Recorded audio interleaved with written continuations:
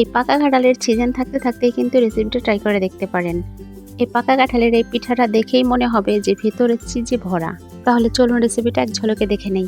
এই পিঠা বানানোর জন্য আমাদের একটা পাকা কাঁঠাল লাগবে। এই পিঠা বানানোর জন্য তেমন কোনো উপকরণই লাগবে না, একদম ঘরে থাকা সামান্য উপকরণ দিয়েই বানাতে পারবেন। প্রথমে কাঁঠাল থেকে রুয়াগুলো উঠিয়ে নেব। এই পিঠা বানানোর জন্য কাঁঠালের যে নরম কোষগুলো আছে ওইগুলোই নেবেন। শক্ত রোয়ালা কাঁঠাল দিয়ে এই পিঠা তেমনটা ভালো লাগবে না। এই পিঠা বানানোর জন্য মিষ্টি রোয়ালা কাঁঠালগুলো নেওয়ার চেষ্টা করবেন, তাতে করে আলাদা করে আর চিনিও দেওয়া লাগবে না।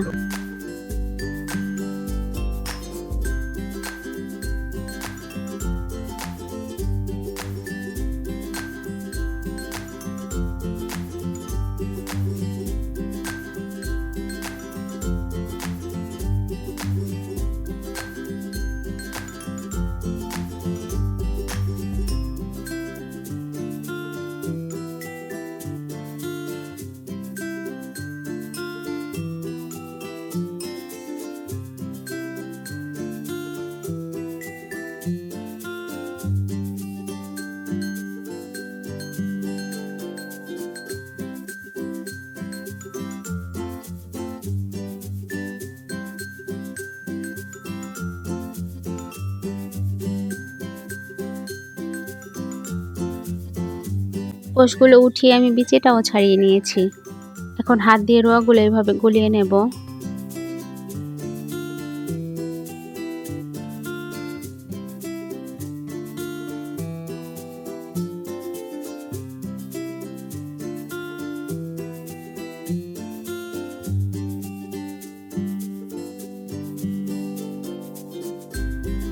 রোয়াগুলো আমি অনেক বেশি গলাবো না, ঠিক এরকমটা হলেই হবে।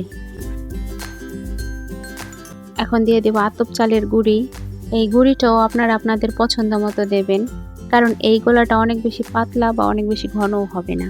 এখন কাঁঠালের রোয়ার সাথে গুঁড়িগুলোও মিশিয়ে নেব। আর এই কাজগুলো হাত দিয়ে করলেই ভালো হয়, তাই আমি হাত দিয়েই করে নিচ্ছি।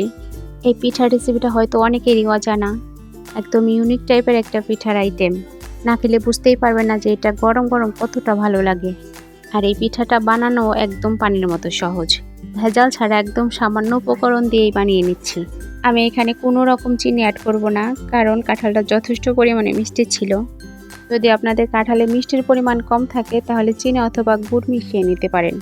আর চালের গুঁড়িটা দেওয়ার পরে কিন্তু এটা ভালো করেই মিশিয়ে নিতে হবে।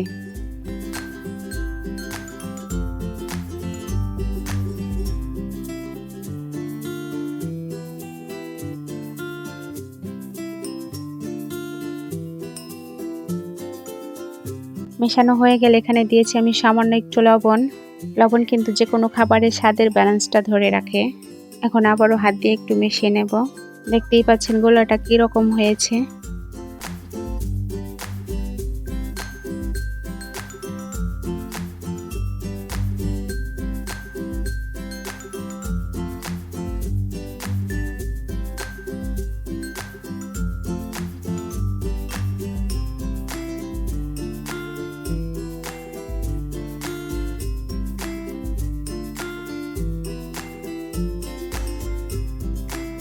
এগুলা রেস্টে রাখার কোনো দরকার নেই, সোজাসুজি বানিয়ে ফেলা যাবে। সেজন্য আমি একটা কড়াইতে তেল দিয়ে নিচ্ছি। অল্প তেলেও কিন্তু এই পিঠাটা ভাজা যাবে। কড়াইতে তেল দিয়ে তেলটা গরম হয়ে আসা পর্যন্ত অপেক্ষা করতে হবে।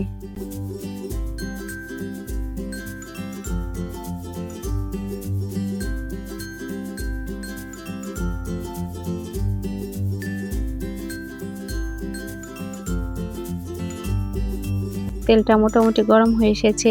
এখন এক এক করে গোলাটা দিয়ে দেব। ওই কাঁঠালের রোয়াগুলো কিন্তু আমি পুরোপুরি গলিয়ে নিয়েছিলাম না, যার কারণে রোয়াগুলো একটা একটা করে দিয়ে ভেজে নেব।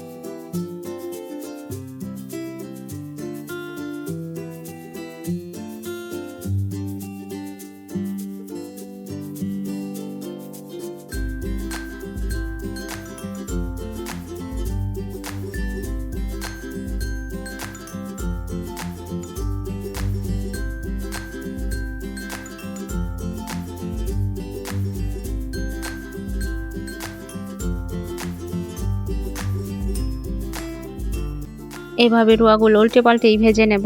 পিঠার উপরটা কিন্তু অনেকটাই ক্রিস্পি হবে আর ভেতরে একদম চিজের মতো। ইউনিক আইটেমের এই পিঠাটা কিন্তু খেতে ভীষণই মজা, বিশেষ করে পিঠাটা গরম থাকতে।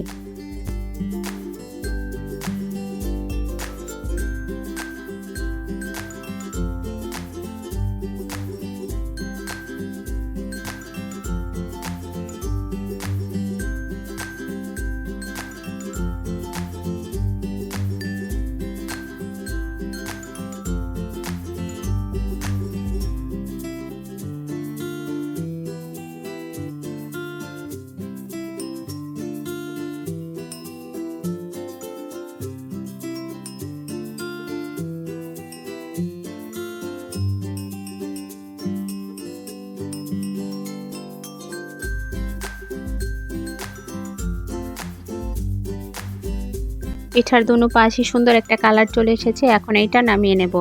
এরকম কালারটা আসলে পিঠা নামিয়ে নেবেন, কারণ পিঠা ওভার কুক হয়ে গেলে কিন্তু ভালো লাগবে না।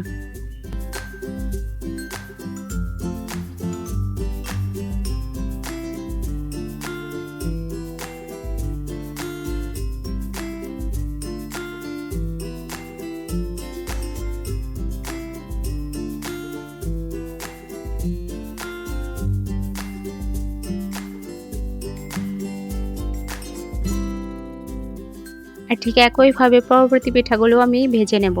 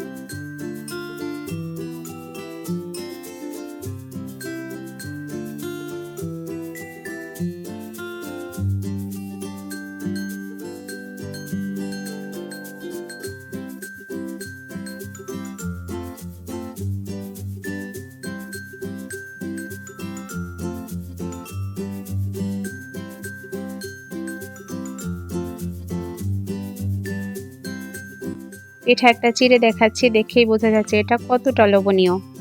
এই আইটেমটা বাসায় একবার হলেও ট্রাই করবেন, আর খেতে কেমন লাগবে অবশ্যই এটা কমেন্টে জানাতে ভুলবেন না। আবারও হাজির হব অন্য কোনো রেসিপি নিয়ে। ভালো থাকুন, সুস্থ থাকুন, আল্লাহ হাফেজ।